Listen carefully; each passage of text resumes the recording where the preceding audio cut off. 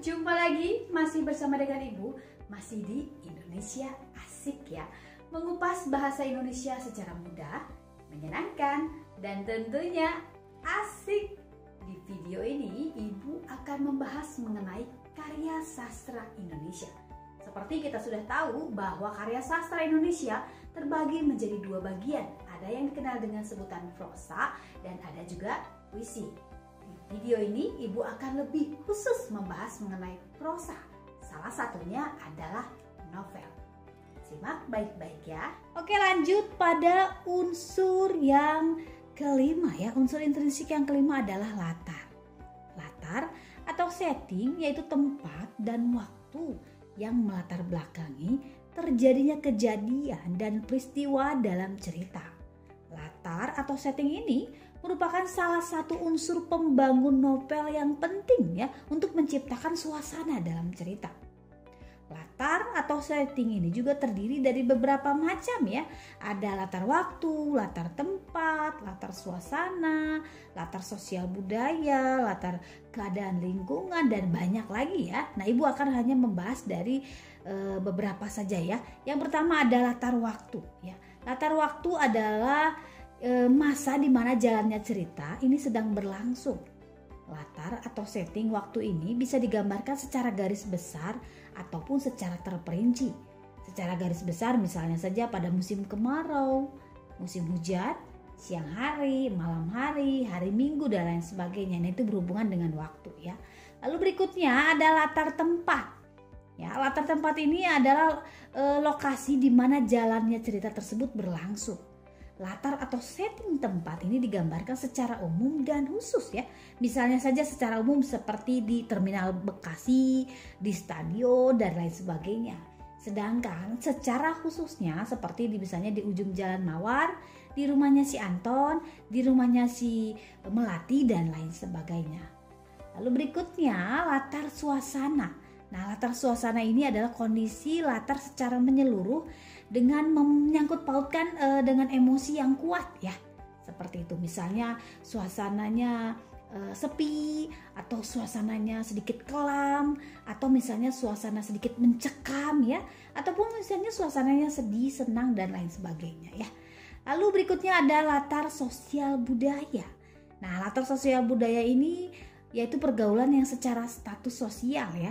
Ini berhubungan dengan latar tempat sebab status sosial sangat erat hubungannya dengan tempat bergaul ya. Jadi latar tempat ini pasti berhubungan dengan status sosialnya ya. Jadi kalau misalnya status sosialnya adalah menengah ke atas, maka latar tempatnya berarti biasanya di tempat-tempat orang-orang yang menengah ke atas seringkali ada ya. Misalnya kalau di mall ya, ataupun di misalnya di hotel atau misalnya di tempat-tempat spa dan lain sebagainya ya, atau lapangan golf misalnya yang hanya orang-orang tertentu saja ya, misalnya kalangan atas saja yang bisa mengunjungi tempat-tempat tersebut. Lalu berikutnya ada latar keadaan lingkungan. Nah, lingkungan dari tokoh-tokoh dalam cerita ini akan memunculkan konflik batin dalam jalannya cerita ya. Oke deh, langsung saja kita masuk pada unsur intrinsik yang keenam, amanat. Nah, seperti yang kita tahu ya, amanat ini merupakan pesan dari pengarang kepada pembacanya yang terkandung di dalam cerita novel. Dalam menyampaikan maksud pesannya, biasanya sang penulis mengungkapkannya secara tersirat maupun tersurat. Apa sih tersirat itu? Ya, tersirat ini adalah amanat yang cara penyampaiannya secara langsung sehingga pembaca bisa langsung menemukannya. Ya, jadi misalnya tertulis ya di situ ya. Misalnya si penulis ingin menyampaikan bahwa novel ini mencerminkan sikap kekeluargaan ataupun sikap gotong royong dan sebagainya. Itu ditulis ya dalam novelnya. Sedangkan amanat yang tersurat ini adalah amanat yang cara penyampaiannya secara tidak langsung, atau pembaca perlu membaca cerita dari awal hingga akhir untuk bisa menemukan pesan dari penulis. Ya, jadi maksudnya di sini si penulis tidak menuliskan secara langsung pesannya atau pesan moralnya ya, karena biasanya si penulis membiarkan si pembaca menarik kesimpulan dari akhir cerita tersebut ya, seperti itu. Oke, berikutnya kita masuk saja pada unsur intrinsik yang ketujuh, yaitu sudut pandang. Sudut pandang adalah arah pandang seorang penulis dalam menyampaikan sebuah cerita, sehingga cerita tersebut lebih hidup dan tersampaikan dengan baik pada pembaca ataupun pendengarnya. Dengan kata lain, sudut pandang merupakan cara penulis memandang atau menempatkan dirinya dalam sebuah cerita. Menurut teori sastra, sudut pandang sendiri terbagi menjadi dua jenis ya, yaitu sudut pandang orang pertama dan sudut pandang orang ketiga. Oke, Ibu akan paparkan macam-macam sudut pandang tersebut ya, berikut dengan contoh penggunaannya. Yang pertama adalah sudut pandang orang pertama. Sudut pandang orang pertama biasanya menggunakan kata ganti aku atau saya atau kami ya dalam jamaknya ya. Misalnya pada saat menggunakan sudut pandang orang pertama, ini penulis seakan-akan menjadi salah satu tokoh dalam cerita yang sedang dibuat.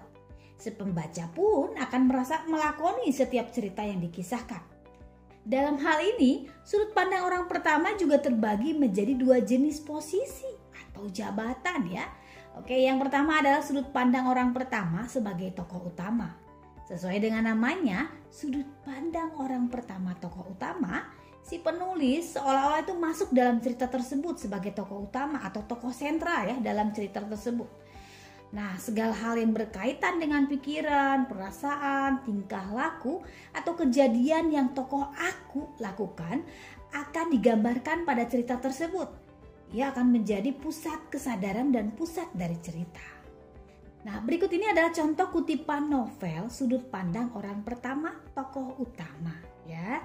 Nah, aku sedang mengamati lemari jam yang berdiri kaku di pojok ruangan. Ukiran jati bertuliskan huruf Jawa kuno menjadi saksi bisu kelahiranku.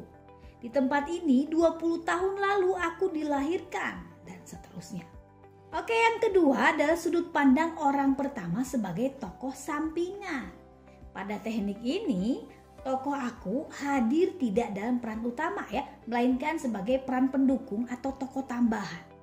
Kehadiran tokoh aku dalam cerita ini berfungsi untuk memberikan penjelasan tentang cerita kepada pembaca. Sementara tokoh utama ini dibiarkan untuk menceritakan dirinya sendiri dengan lengkap dengan dinamika yang terjadi ya. Dengan kata lain, tokoh aku pada teknik ini hanya sebagai saksi dari rangkaian peristiwa yang dialami ya atau dilakukan oleh si tokoh utama. Nah, ini adalah contoh kutipan novel sudut pandang orang pertama tokoh sampingan. Sekali lagi aku dibuat kaget dengan suara pintu dari samping kamarku. Erika pergi terburu-buru sambil lari tunggang langgang. Sepertinya ia terlambat kuliah lagi. Erika adalah gadis yang manis. Ia ramah dengan semua orang. Tidak heran jika banyak orang yang menyukainya.